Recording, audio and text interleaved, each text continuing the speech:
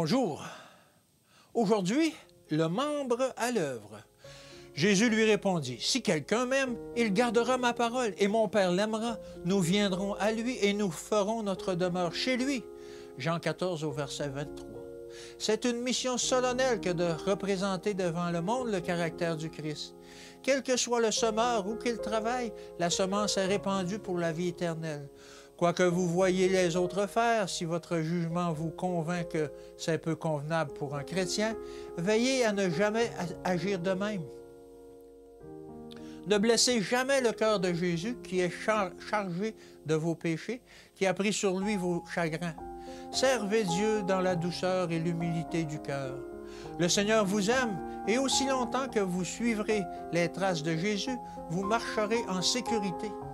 Il est essentiel que toute âme qui se réclame du nom du Christ suive avec ses pieds des voies droites. Pourquoi? Afin que tout ce qui est boiteux ne dévie pas.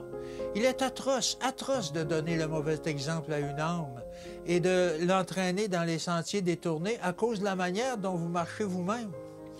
Nous nous tiendrons bientôt devant le tribunal du Christ, non pour que notre cas soit tranché, ce qui a déjà été fait. Le tribunal siège, les livres ouverts, et il est révélé que chacun est rétribué selon le bien ou le mal qu'il aura fait. Remplissez votre vie d'autant de bonnes œuvres que possible. Jésus est riche en grâce. Prenez constamment de lui, et vous serez enrichis. Le démon de l'hérésie a dressé une carte du monde, et il est décidé à en faire son royaume. Nombreux sont ceux qui se trouvent dans son armée. Ils sont déguisés, subtils et persévérants. Ils résistent à toutes les influences divines, et ils se servent de tous les moyens afin de comploter la ruine, ne serait-ce que d'une seule âme.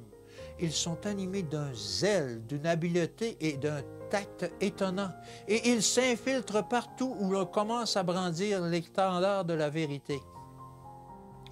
Que feront les ouvriers de Dieu? Où se trouve leur intelligence et leur efficacité? Les collaborateurs de Dieu travailleront selon les principes du Christ. Imbus de la pensée du Christ, ils se hausseront au niveau de leur véritable dignité et de leur responsabilité. L'Église ne doit pas se croiser les bras en toute sécurité et dire « Je suis riche, je me suis enrichi, je n'ai besoin de rien ». Les disciples du Christ ne doivent pas se confier en leur expérience passée et manquer de tendre à ce qui est parfait. L'Église irait jusqu'à la rencontre de la défaite et de la ruine. Sur quoi compte-t-elle? Est-ce qu'elle compte vraiment sur Jésus ou sur elle-même? Que Dieu vous bénisse et qu'il vous garde. Et je vous dis à demain.